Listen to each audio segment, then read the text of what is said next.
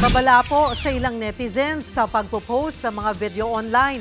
Tutuluyan kasing sampahan ng kaso ng MMDA ang nag-upload ng viral video sa isang footbridge sa Congressional Avenue.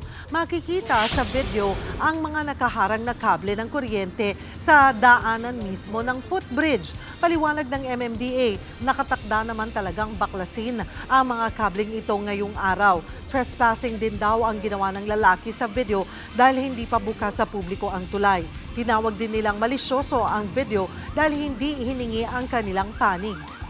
Ang instruction ho ni GM Jojo Garcia na nasa legal na namin ay kasuhan siya ng trespassing kasi wala akong pagkakaiba, hindi ho pinapadaanan, dinaanan. Malicious mischief because you can see the intention, why do you have to upload that in that way without asking us, and cyber libel.